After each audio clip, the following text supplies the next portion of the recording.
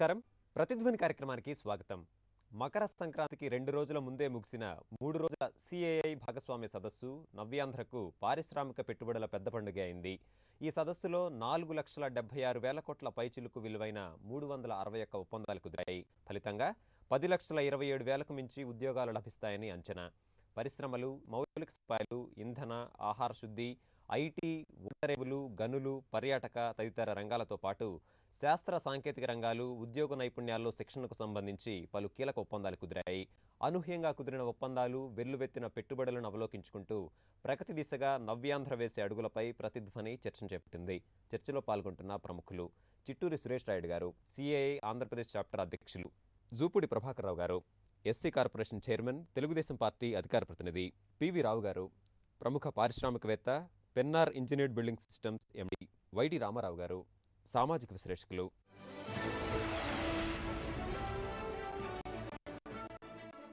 ప్రభాకర్ రావు గారు, ఆంధ్రప్రదేశ్ ప్రభుత్వం వైజాగ్లో నిర్వహించినటువంటి సిఐ భాగస్వామ్య సదస్సు 3 రోజుల పాటు జరిగింది. దాదాపు 4.5 లక్షలకు పైబడి పెట్టుబడులు, దీనికి సంబంధించినటువంటి ఒప్పందాలు కుదిరాయి. సదస్సు విజయవంతమైనటువంటి తీరును మీరు ఎలా విశ్లేషిస్తారు? చంద్రబాబు నాయుడు గారు చాలా కీగా ప్రతి అంశాన్ని దగ్గరుండి చూసి 3 రోజులు సక్సెస్ చేసినటువంటి ఘటనగా, అంటే ప్రపంచానికి పరిచయం అక్కర్లేనటువంటి ఒక వ్యక్తి ఒక కార్యక్రమాన్ని స్టార్ట్ చేస్తే ప్రపంచం తన వెంట ఎలా నడుస్తుందో అనేదానికి ఈ 3 days పార్ట్నర్షిప్ సమ్మిట్ ఒక ఎగ్జాంపుల్గా నా వరకు నేను చెప్పదలుచుకున్నాను. ఎందుకంటే ప్రత్యక్షం చూసిన వ్యక్తిగా. సో మీరు అన్నట్టుగా 4.78 లక్షల కోట్ల రూపాయల పెట్టుబడులు సంతకాలు జరిగాయి. ఆంధ్రప్రదేశ్లో, భారతదేశంలో ఉన్నటువంటి వ్యాపారవేత్తలు కానివ్వండి, లేకపోతే బిజినెస్లో ఉన్నటువంటి దిగ్గజాలు, వీటితో పాటు వీళ్ళు రావటం మామూలుగానే సిఐఏ కదిలింది కాబట్టి కదులుతుంటారు, సెంట్రల్ గవర్నమెంట్ వచ్చింది కాబట్టి వస్తుంటారు. But the approach the global people.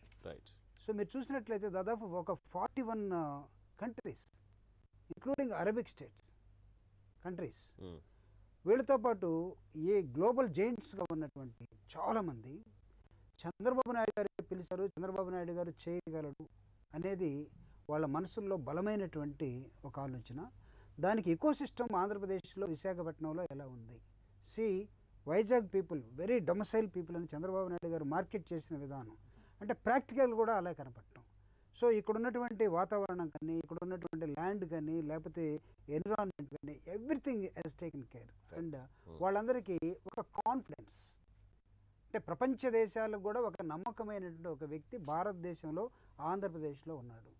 Even we can rise from the dust అని చూపించగలే కెపాసిటీ ముఖ్యమంత్రి గారికి వచ్చినట్టుగా ఈ కాన్ఫిడెన్స్ ద్వారా ఒక కాన్ఫిడెన్స్.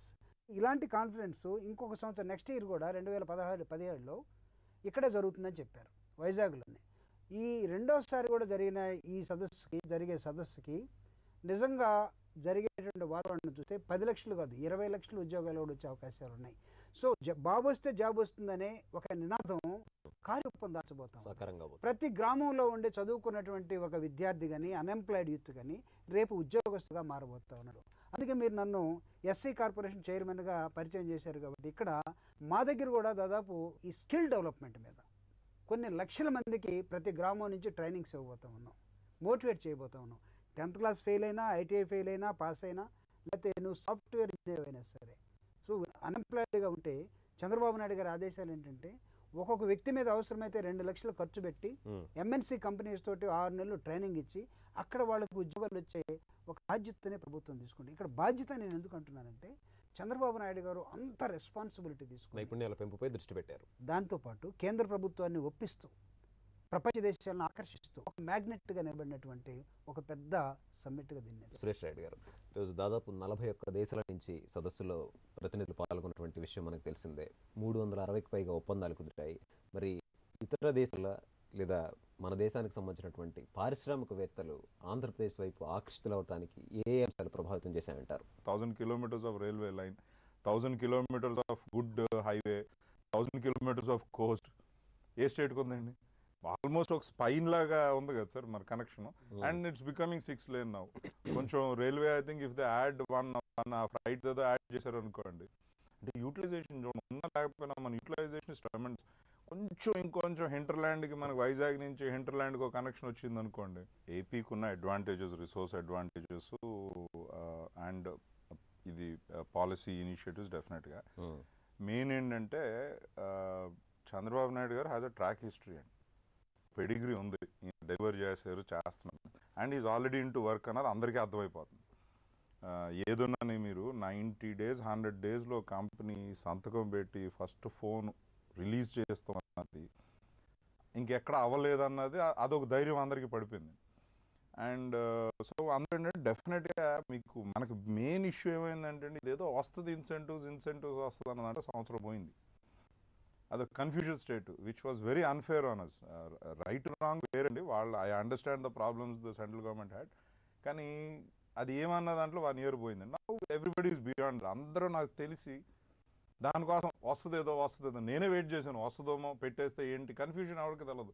ఇప్పుడు now everybody is moving on అండి. అండ్ చంద్రబాబు నాయుడు గారు డెఫినెట్ ఆ ధైర్యం ఉంది, ఏంటంటే వాళ్ళకి ఈయనైతేనే ఇలా చేయగలుగుతారు. అండ్ నిజంగా చెప్పాలంటే వాళ్ళ the only competition he had was Narendra Modi, who has no state today. That's the reality అండి. మేము సార్ కూడా అదే చెప్పామండి, మనకి కాంపిటీషన్ ఎవరున్నారు సార్, మీలాగా ఆలోచించడం ఇవ్వలేరు, విచ్ ఇస్ అ ఫ్యాక్ట్. మా ప్రెసిడెంట్, సిఐ ప్రెసిడెంట్ అండి, ఆయన నా పక్కన కూర్చుని జనాలందరినీ కలుస్తున్నాడు అంటున్నారు, సురేష్ ఒక్క సీఎం ఇలాగ చేస్తూ చూపించు నాకు అన్నది ఆయన. అవును సార్, దాంట్లో డౌట్ లేదు అన్న. That is why CII so happy to work with CM every time. CII ఈ స్టేజ్లో ఉందంటే చంద్రబాబు నాయుడు గారి వల్లే. అండ్ చంద్రబాబు నాయుడు గారిని హెల్ప్ చేస్తున్నారు కూడా మేము, ఎందుకంటే మాకెవరు ఇంత హ్యాండ్ ఎక్స్టెండ్ చేసింది ఫస్ట్ సీఎం ఇండియాలో అండి Chandrababu Naidu. This is 90s. Right. ఇప్పుడు పార్ట్నర్షిప్ సమిట్ ఆంధ్రాలో అయ్యే వరకు పార్ట్నర్షిప్ సమిట్ అవుతుంది అన్నది ఇండియాలో ఎవరికి తెలియదు. First 7-8 years it was last ఏదో చిన్న ఐటమ్ ఏదో. ఈయన వచ్చిన తర్వాత every state wanted, no every రావట్లేదని చెప్పి out of that is born vibrant Gujarat. Vibrant Gujarat was formed out of partnership summit and తర్వాత నెక్స్ట్ స్టేజ్. ఇప్పుడు మనం కూడా ఏదో అనుకుంటాం కదా, so will look at how that goes. Rao garu, మరి భాగస్వామి సదస్సులో కుదిరినటువంటి ఒప్పందాలు త్వరగా కార్యాచరణలోకి రావాలి అంటే ప్రభుత్వం ఎలాంటి చర్యలు చేపట్టాల్సిన అవసరం ఉంది? ముఖ్యంగా ఈ ఒప్పంద సంస్థలతో ప్రభుత్వం ఎలాంటి సహకారం అందించాలంటారు? ఫస్ట్ ఆఫ్ ఆల్ అది చెప్పే ముందు సురేష్ గారికి కంగ్రాచులేషన్స్ చెప్పాలి. చాలా బ్రహ్మాండంగా ఆర్గనైజ్ చేశారు సురేష్ గారు, థ్యాంక్ యూ వెరీ మచ్. ఇప్పటి వరకు గడిచిన 21 సంవత్సరాల్లో సిఐ 22 భాగస్వామి సదస్సులు కండక్ట్ చేస్తే అన్ని ప్రధాన నగరాల్లో జరిగినాయండి. సెకండ్ గ్రేడ్ సిటీలో జరిగింది ఫస్ట్ టైం అండి వైజాగ్. అది కూడా మళ్ళీ నెక్స్ట్ టైం కూడా వైజాగ్లోనే పెట్టుదామని చెప్పి సెంట్రల్ గవర్నమెంట్ ఒప్పించడం, సిఐని ఒప్పించడం కూడా, అది కూడా స్టేజ్ మీద అనౌన్స్ చేసి చంద్రబాబు నాయుడు గారు that credit also goes to him. Industries మీకు ఫస్ట్ ఇయర్ వరకు స్పెషల్ స్టాటస్ వస్తుందని సురేష్ గారు అన్నట్టు చాలామంది వెయిట్ చేయడం జరిగిందండి. ఇప్పుడు మీకు ఒకటి ఏంటంటే ఇండస్ట్రీస్ పెట్టడానికి కావాల్సిన ల్యాండ్ ఒకటి కావాలండి. Land is most important one. ఆ ల్యాండ్ బ్యాంక్స్ క్రియేషన్ అనేది ఇమీడియట్గా జరగాల్సిన అవసరం ఉందండి. కొన్ని చోట్ల 99 years లీజు ల్యాండ్ అవైలబిలిటీ అని చదివాను కూడా. ఇప్పుడు ఎవరైనా పెట్టడానికి వస్తే కనుక ఫస్ట్ ఆఫ్ ఆల్ వాళ్ళకి ల్యాండ్ అవైలబిలిటీ ఉందా, దాని కనెక్టివిటీ ఉందా, రైట్, దానికి కావాల్సిన బేసిక్ ఇన్ఫ్రాస్ట్రక్చర్ ఉందా, వాటర్ కానీ ఎలక్ట్రిసిటీ కానీ.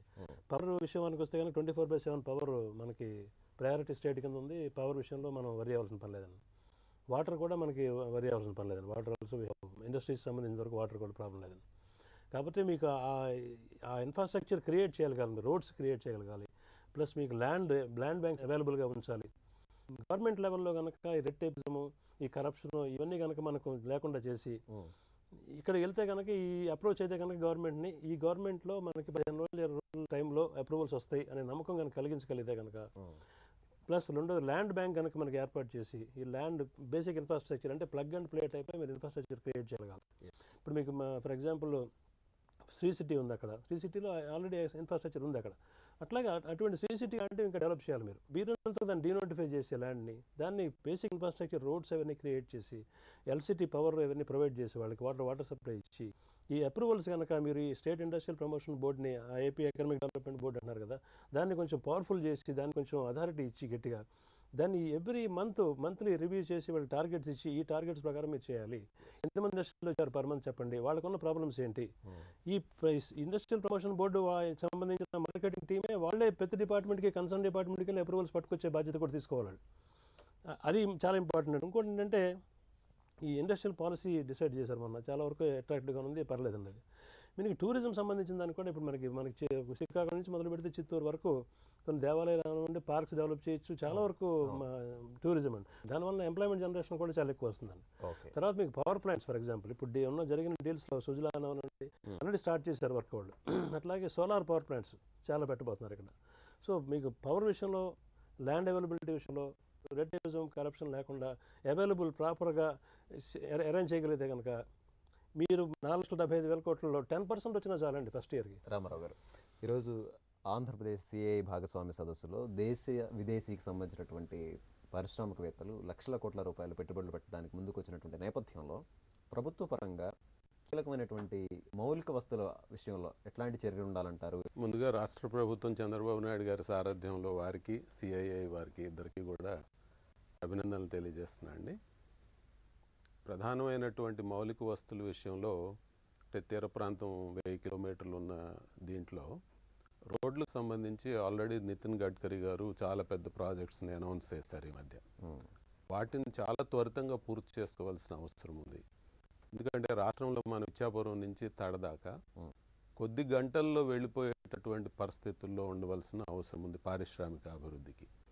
ఇవన్నిటిని సమన్వయం చేయడానికి మనం 13 జిల్లాలని కనెక్ట్ చేస్తూ ఏదైతే పెద్ద పెద్ద రోడ్ల నిర్మాణం అనుకుంటున్నామో రాబోయేటటువంటి 2-3 సంవత్సరాల్లో యుద్ధ ప్రాతిపదికను పూర్తి చేసేటటువంటి విధంగా టేకప్ చేయాలి. రెండోది రైలు మార్గాలకు సంబంధించి దాదాపుగా ఇప్పటి వరకు మనకు చాలా అన్యాయం జరిగింది. ఈ సౌత్ కోస్టల్ రైల్వే జోన్ని వెంటనే మనం అనౌన్స్ చేయించుకుని మన రైల్వే లైన్లకు సంబంధించి నడికూడి, కాళహస్తి కానివ్వండి, లేకపోతే కాకినాడ కోటిపల్లి నర్సాపురం కానివ్వండి, పిఠాపురం కానివ్వండి, ఎస్ఈజెడ్ మీదుగా అన్నవరం వరకు కలిపేది కానివ్వండి, కోస్టల్ రైల్వే లైన్ అంటే 216కి అనుబంధంగా ఒక రైల్వే లైన్ ఏర్పాటు చేసుకోవడం కానివ్వండి, అలాగే రాయలసీమలో నడుస్తున్నటువంటి రైల్వే లైన్స్ను త్వరితంగా పూర్తి చేసుకోవడం కానివ్వండి, చాలా తొందరగా చేసుకోవాల్సిన అవసరం ఉంది. ప్రధానమైనటువంటిది దువ్వాడ నుంచి గూడూరు వరకు ఉన్నటువంటి ఫ్రైట్ కారిడార్ అండి. ఈవేళ విజయవాడ నుంచి విశాఖపట్నం వెళ్ళటానికి ఉన్నటువంటి రైలు మార్గం 100 రైళ్లు తిరగడానికి దాని సామర్థ్యం అయితే 170 తిరుగుతున్నాయి. అందుకని దీన్ని మనం ఏర్పాటు చేసుకోలేదనుకోండి, మీరు ఎన్ని వచ్చినా ఇన్ఫ్రాస్ట్రక్చర్ డెవలప్మెంట్ కాకపోతే నష్టం జరుగుతుంది. నిరంతర విద్యుత్ అనేది సరే ఇప్పుడు జరుగుతుంది, కానీ ఈ భవిష్యత్ ప్రణాళికను దృష్టిలో పెట్టుకుని దాన్ని మనం పెంపొందించుకోవడానికి ఏర్పాటు చేసుకోవాలి. జాతీయ జలమార్గం కింద మనకు ఆల్రెడీ అనౌన్స్ చేశారు, దాన్ని కూడా త్వరితంగా వచ్చేటటువంటి ఏర్పాటు చేసుకోవాలి.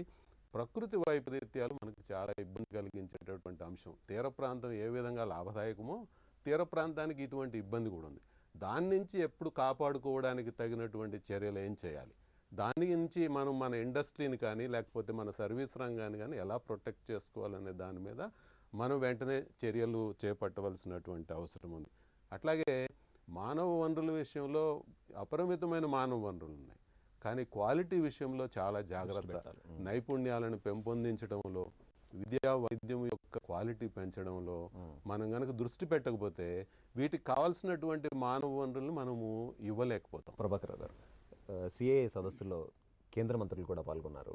రాష్ట్రానికి సంబంధించి ఇటు 75,000 కోట్ల ప్రాజెక్టుల్లో ప్రకటించడంతో పాటు కీలకమైనటువంటి రాజధాని నిర్మాణం కానివ్వండి, లేకపోతే పన్నుల రాయితీ విషయం కానివ్వండి, రెవెన్యూ భర్తీ, వీటన్నిటి విషయంలో మద్దతుగా ఉంటామని చెప్పి ప్రకటించడం మన రాష్ట్రానికి ఎలాంటి భరోసానిస్తుందంటారు? Ours is a federal system. So రాష్ట్రాలు లేకుండా కేంద్రం లేదు, జిల్లాలు ఎదగకుండా రాష్ట్రం లేదు, మండలాలు ఎదగకుండా జిల్లాలు కూడా లేవు, లేదా గ్రామాలు ఎదగకుండా మండలాలు లేవు. So this is the combination. ఈ కాంబినేషన్లో అరుణ్ జైట్లీ గారు ఫస్ట్ డే ప్రసంగం, తర్వాత రెండో రోజు వెంకయ్య నాయుడు గారి ప్రసంగం, మూడో రోజు అనంతకుమార్ గారి ప్రసంగం అసలు ఎంత అద్భుతంగా మాట్లాడాడంటే నాకు తెలియదు ఆయన అంత బాగా మాట్లాడతాడని. So whole summit stand up and shouted like really very great. Chandrababu Naidu garu కూడా, అసలు చంద్రబాబు నాయుడు గారిని నాకు తెలిసి తెలుగుదేశం పార్టీ వాళ్ళు ఎప్పుడు అంతలాగా మార్కెట్ చేయలేదు. బీజేపీ మ్యాన్ అద్భుతంగా మార్కెట్ చేశారు. అంటే ఆయనకున్న శక్తి సామర్థ్యాలని, చంద్రబాబు నాయుడు గారికి ఉన్నటువంటి కెపాసిటీస్ని దాన్ని లైవ్లో చూపించినట్టుగా చేశారు. అంటే జయంత్ సిన్హా గారు కూడా బ్రహ్మాండంగా చెప్పారు. అయితే ఇవన్నీ సెంట్రల్ గవర్నమెంట్ సపోర్ట్ ఎలా వచ్చిందంటే అంత అద్భుతమైనటువంటి సపోర్టు గతంలో ఏ ముఖ్యమంత్రి గారికి ఇచ్చినటువంటి నేపథ్యం నాకు కనపట్లేదు. సో ఇందాక సురేష్ గారు చెప్పినట్టుగా show me 1% out of 29 states like this chief minister, ఇంత విజన్ కలిగి చాలా స్పష్టంగా దవాస్ లాంటిది ఆల్మోస్ట్ లాంటి సెషన్లో తనకున్నటువంటి విజన్ 2022 ఎదిగినటువంటి 3 రాష్ట్రాల్లో ఒక రాష్ట్రం నా రాష్ట్రంగా ఉండాలి. నిజంగా చూస్తే 2014-15లో అంత ధైర్యం ఎవరికి ఉంటుంది ప్రకటించే ధైర్యం? 2029కి వచ్చేసరికి ఈ 29 రాష్ట్రాల్లో నేను నంబర్ 1, నా రాష్ట్రం నంబర్ 1 అనేది చెప్పే కెపాసిటీ కూడా ఏ ముఖ్యమంత్రికి, ఇంక్లూడింగ్ ప్రధానమంత్రి కూడా డౌట్ పడతాడు. బట్ 2050కి ప్రపంచానికి ఒక ముఖద్వారంగా ఆంధ్రప్రదేశ్ ఉండబోతుంది. మీరు చూడండి, 2050కి చంద్రబాబు నాయుడు గారి వయసుని మీరు చూడండి. ఈరోజు 65 అయితే ఆయనకు 100 సంవత్సరాలు. అంటే తను 100 సంవత్సరాలు, ఒక 35 ఇయర్స్ విజన్ని ఈరోజు చూపిస్తున్నాడు. ఎవరి కోసం? ఆయన కోసం కాదు, రాబోయే తరాల కోసం. సెంట్రల్ గవర్నమెంట్ ఇన్వాల్వ్ చేస్తూ స్టేట్ గవర్నమెంట్ వాళ్ళని ఒప్పించి తీసుకొచ్చినటువంటి ఒక ఘటన. అందుకే ప్రపంచానికి ఒక నమ్మకమైనటువంటి వ్యక్తిగా, ఒక ఫ్రెండ్గా, ఒక ఫిలాసఫర్గా, ఒక సోషల్ సైంటిస్ట్గా, ఒక పొలిటీషియన్గా చంద్రబాబు నాయుడు గారు ఈరోజు నిలబడిపోయాడు. సురేష్ రెడ్డి గారు, ఈరోజు సదస్సులో కీలకమైనటువంటి పారిశ్రామికం, పర్యాటకం, శాస్త్ర సాంకేతికం, వీటన్నిటితో పాటు మీరు పేర్కొన్నటువంటి ఉద్యోగ నైపుణ్యాలు, వీటికి సంబంధించినటువంటి ఒప్పందాలు కుదిరాయి. మరి ఈ ఒప్పందాల ద్వారా రాష్ట్రంలో పారిశ్రామిక ప్రగతి ఎట్లా ఉండబోతుంది అంటారు? అట్లానే మొత్తం మీద రాష్ట్ర అభివృద్ధికి ఈ ఒప్పందాలు ఏ మేరకు బాటలు వేస్తాయి? రాష్ట్రం అంటే జిఎస్డిపి గురించి మాట్లాడితే అండి, ఇది మనం టేక్ కేర్ చేస్తే 10% అంటున్నారు, 10% is two small. But I think we should definitely aim for minimum అండి, ఒక 30 to 40% అనుకున్నా. But I think I have confidence it will be more like 80 అని. But it's because it's not 1 year, 3 to 4 years time period అండి. 50% growth అయితే guarantee అయిపోయింది దీన్ని బట్టి. ఇందాక సార్ చెప్తున్నది 2017 అంటున్నాం. 2017లో మీకు 1 బిగ్ ఎలిమెంట్ మీరు దీంట్లో మిస్ అయ్యింది. అంటే చిన్న చిన్న నెంబర్లు ఎక్కడక్కడ కనిపించినాయి, సిఆర్డీఏ ఇంకా రాలేదు దీంట్లో. అది ఇప్పుడు వచ్చే 2-3 monthsలో వచ్చేస్తుంది. మీకు అసలు అది చూడండి, దాని ఎఫెక్ట్ అంతా దాన్ని చూడండి. మీకు 2017 సమ్మిట్లో సిఆర్డీఏ ఎఫెక్ట్ మీకు ఈ మాత్రం, లేకపోతే దీనికి సగం అది వచ్చేస్తుంది. అండ్ అది అట్లాగా మనకు బిల్డప్ అవుతుంది. సో నాకేంటంటే, నాకు నిజంగా చెప్పాలంటే భయం వేస్తుంది కొన్ని నెంబర్లు చెప్తానికి. Because what is the ceiling now అన్నది నాకు అర్థం కావట్లా. బట్ 15% అయితే ఇస్ ద బాటమ్ అమో అనిపిస్తుంది నాకు.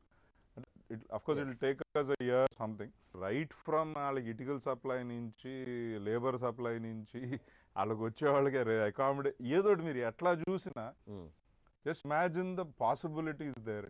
సెంటర్ నుంచి ఏమొస్తుంది 65,000 కోట్లు రోడ్లకు కమిట్ చేశారు సార్. నిన్న అనంత్ కుమార్ గారు చెప్పిన 2 ప్రాజెక్ట్స్ యాక్చువల్లీ అది almost 1 lakh to 1.25 lakhs crores commitment అండి. ఆయన క్రాకర్ యూనిట్ చెప్పలేదు ఆయన. From what I here from people, it can't be less than 1 lakh crores investment అని కొంతమంది పెద్దలు చెప్తున్నారు. సో అది ఇదేమో 25,000 హెచ్పిసిఎల్ ఎక్స్పాన్షన్ అండి. సో మీరు అది చూడండి, ఆ కమిట్మెంట్ చూడండి. సో మనం ఏదో స్పెషల్ స్టేటస్ ఇవ్వలేదని చెప్పి మనం గంతులు వేస్తున్నాం, కానీ అదే they don't understand what does it mean. 4 ఎయిర్పోర్ట్లు, Vizag airport is going to be very big. కర్నూలులో కడుతున్నారు, నెల్లూరులో కడుతున్నారు, and anyway Vijayawada, anyway they are developing and all that. Tirupati అయిపోయింది. సో ఇప్పుడు తిరుపతిలో సెల్ ఫోన్స్ చూస్తుంటే మళ్ళీ మొన్నటి వరకు అసెంబ్లింగ్ అంటున్నారు. నిన్న అక్కడ నేను కూర్చొని మాట్లాడింది బ్యాటరీ మ్యానుఫ్యాక్చరింగ్, ఈ చార్జర్స్, ఇవి. అంటే this is how things start.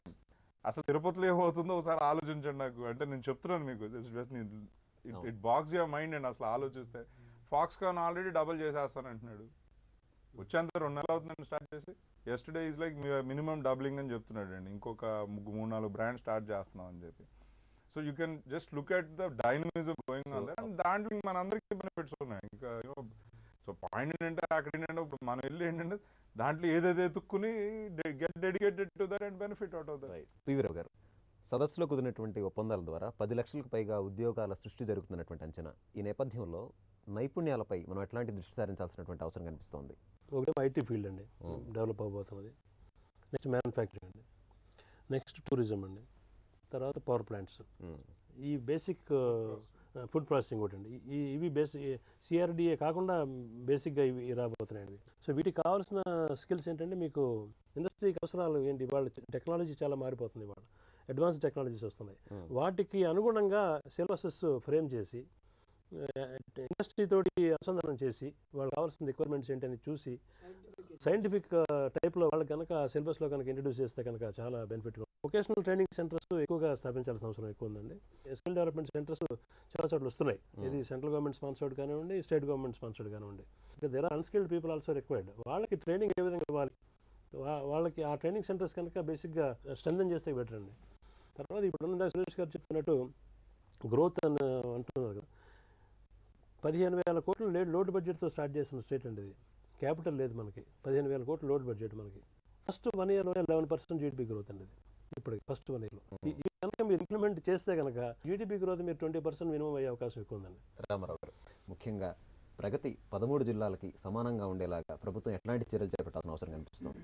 Rayalaseema, Uttarandhra జిల్లాలు బాగా వెనుకబడి ఉన్నాయి కాబట్టి వీటిని ప్రత్యేకమైన దృష్టితో అభివృద్ధి చేయడానికి కేంద్ర ప్రభుత్వం కూడా కొంత ముందుకు వచ్చింది కాబట్టి భారీ పరిశ్రమలు కానీ, ఖనిజాలకు సంబంధించి కానీ, బెంగళూరు, మెడ్రాస్తో ఉన్నటువంటి సామీప్యత దృష్ట్యా అక్కడ అభివృద్ధికి అవకాశాన్ని దృష్టిలో పెట్టుకుని చేయడానికి ఉంది, భారీ పరిశ్రమలు ఏర్పాటు చేయడానికి.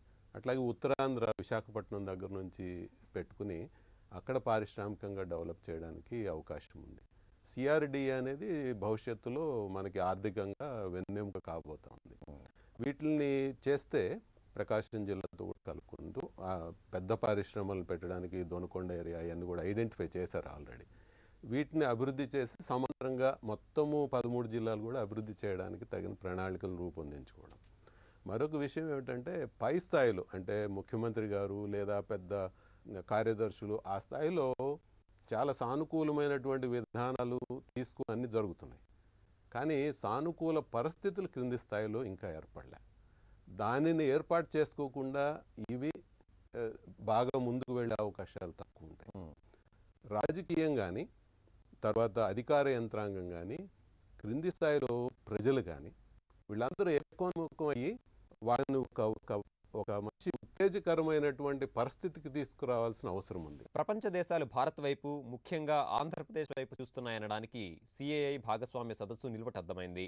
భారీగా పెట్టుబడులు వెలువెత్తిన ఈ శుభతరుణంలో మౌలిక వస్తువుల పటిష్టతతో తీర ప్రాంతాన్ని భాగ్యరేఖగా మార్చుకుంటేనే సూర్యోదయ ఆంధ్రప్రదేశ్ ప్రగతి కిరణాలు ప్రసరిస్తాయి. ఇది నేటి ప్రతిధ్వని. నమస్కారం.